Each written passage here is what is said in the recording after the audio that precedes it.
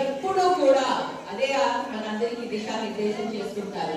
మా అందరికీ కూడా అన్న చెప్పేది ఒకటే, మీరు మీ కార్యకర్తలకి అండగా నిలబడండి, మీ అందరికీ నేనున్నాను అని ఎప్పుడు ఆ ధైర్యాన్ని ఇస్తుంటారు. ఈ రోజు కూటమి ప్రభుత్వం ఏదైతే చేస్తుందో, కూటమి ప్రభుత్వం వల్ల మన కార్యకర్తలు ఎంతమంది నష్టపోతున్నారో వారందరికీ కూడా ధైర్యాన్ని, ఒక భరోసా ఇవ్వడానికి ఈ రోజు ఈ కార్యక్రమాన్ని ఏర్పాటు చేయడం జరిగింది. మరి మీ అందరికీ జగనన్న మేమందరం కూడా అండగా ఉంటామని, ఎటువంటి సమస్య వచ్చినా కూడా మీ అందరికీ మేము ఉన్నామని ఇవాళ తెలియజేసుకుంటున్నాను. ప్రజల్లోకి ఇప్పుడే ఆ అసహనం వచ్చేసింది కూటమి ప్రభుత్వం మీద. ఎన్నో అబద్ధపు హామీ ఇచ్చి సూపర్ 6 అని ఏదైతే హామీ ఇచ్చి ఈ రోజు సూపర్ 6 లేదు, సూపర్ 7 లేదు, ప్రజలని 3 నామాలు పెట్టి మోసం చేస్తున్న ఈ విధానం ఈ రోజు చూస్తే ప్రతి ఒక్కరు కూడా ప్రజలలో ఎందుకు మనం ఓటు వేశామా అని ఈ రోజు అందరూ బాధపడుతున్నారు. ఎవరికైనా అమ్మఒడి ఎవరికైనా వచ్చిందా అంటే లేదు, దీపం వచ్చిందా అంటే లేదు, ఫీజు రియంబర్స్మెంట్ వచ్చిందా అంటే లేదు, మరి రైతులకి ఏమన్నా రైతు భరోసా వచ్చిందా అంటే లేదు.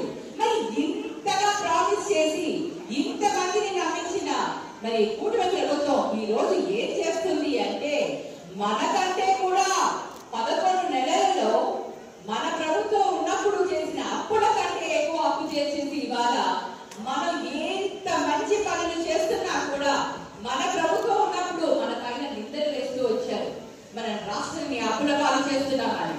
ఈ రోజు వాళ్ళు ఏం చేస్తున్నారు ఒక్కసారి ఆలోచించాలి. 11 నెలల్లోనే 1,45 కోట్ల అప్పు చేసి ప్రజలకి ఎటువంటి సంక్షేమ పథకాలు ఇవ్వకుండా, అభివృద్ధి అనేది ఎక్కడ కనిపించకుండా ఏం చేస్తున్నారు అని ఈ రోజు ప్రతి ఒక్కరు ప్రశ్నించాల్సిన సందర్భం ఇవాళ వచ్చింది. మరి ప్రజలకి చేయక, అభివృద్ధి పనులు కాక మరి ఏం చేస్తున్నారయ్యా అంటే, రాజధాని జపం పట్టుకొని మరీ ఒకసారి దాన్ని పునఃప్రారంభిస్తున్నారు. మరి రాజధానిగా అమరావతి ఒక్కటేనా మన రాష్ట్రంలో ఉంది అని ఇవాళ మన ప్రజలందరూ కూడా తెలుసుకోవాలి. ఈ రోజు ఉన్న కష్టాలు ప్రతి పేదవాడు ఏ విధంగా కష్టాలు అనుభవిస్తున్నారో అది ఈ కూటమి ప్రభుత్వానికి కనిపించట్లేదు. పెన్షన్ ఒకటి పెంచి ఇచ్చారు, దాన్నే వాళ్ళు అదే ఏదో గొప్ప చేశానని ప్రతి నెల దాన్నే చూపించుకుంటూ వెళ్తున్నారు. మరి మిగతా హామీలు ఎక్కడ పోయారు? ఏమన్నా అంటే ఆర్థిక పరిస్థితి అల్లకొల్లలం అయిపోయింది అంటారు. మరి మన జగన్మోహన్ రెడ్డి అయినా ముఖ్యమంత్రి అయినప్పుడు ఆర్థికంగా ఖజానాలో ఏమి చిల్లి గవ కూడా లేదు. మరి ఆ రోజు జగన్మోహన్ రెడ్డి గారు ఏ విధంగా ప్రతి ఒక్కరికి కూడా ఇచ్చిన మాట ఇచ్చినట్టుగా ప్రతి ఒక్కరికి సహాయం చేశారో ఒకసారి అన్ని సంవత్సరాల ఎక్స్పీరియన్స్ ఉందని చెప్పుకుంటున్న ఆ కూటమి ప్రభుత్వం ఈ రోజు ఆలోచించాలి. పేద ప్రజలు ఎవరైతే ఎప్పుడైతే సంతోషంగా ఉంటారో, వాళ్ళ ఆర్థిక వ్యవస్థ ఎప్పుడైతే మంచిగా ఉంటుందో అప్పుడే రాష్ట్ర ఆర్థిక వ్యవస్థ అనేది కూడా మంచిగా ఉంటుంది అనేసి మన జగన్మోహన్ రెడ్డి అన్న ఆయన 5 సంవత్సరాల పరిపాలనలో మనందరికీ చూపించారు. మరి ఇటువంటి ప్రభుత్వం మళ్ళీ మనకి రావాలి అంటే కార్యకర్తలుగా ఈ రోజు అది మీ అందరి బాధ్యత, మన అందరి బాధ్యత. ప్రతి నియోజకవర్గంలో కార్యకర్తలు ఎప్పుడైతే కలిసి ముందుకు వెళ్తారో, ఎటువంటి విభేదాలు లేకుండా మనమందరం కూడా పనిచేసేది ఒక్కసారి గుర్తు పెట్టుకోవాలి. అందరం కూడా మనమందరం పనిచేసేది వైఎస్ జగన్మోహన్ రెడ్డి గారి కోసం. అన్న మళ్ళీ ముఖ్యమంత్రి అయితే మరి మన రాష్ట్రంలో పేద ప్రజలకు పండుగ వచ్చినట్టే, ప్రతి ఒక్క కుటుంబంలో ఆ సంతోషం వచ్చినట్టే.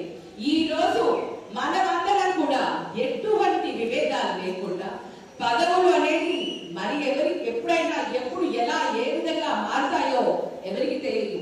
కానీ ఒక్కటే మన లక్ష్యం, ఒక్కటే మన ధ్యేయం,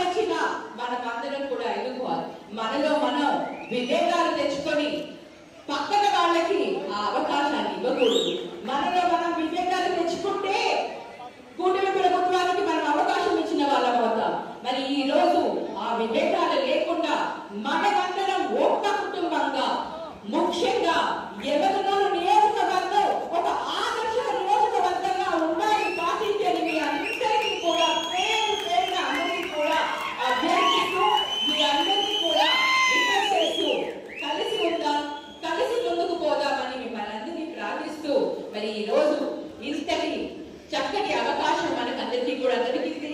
ఈ ఆత్మీయ సమ్మేళనంలో మన అందరం కూడా ఒక్కటిగా కలుసుకొని మన కష్ట సుఖాలని మన బాధల్ని కూడా పంచుకోవడానికి ఈ రోజు మరి ఎస్వి మోహన్ రెడ్డి అన్న కూడా వచ్చారు.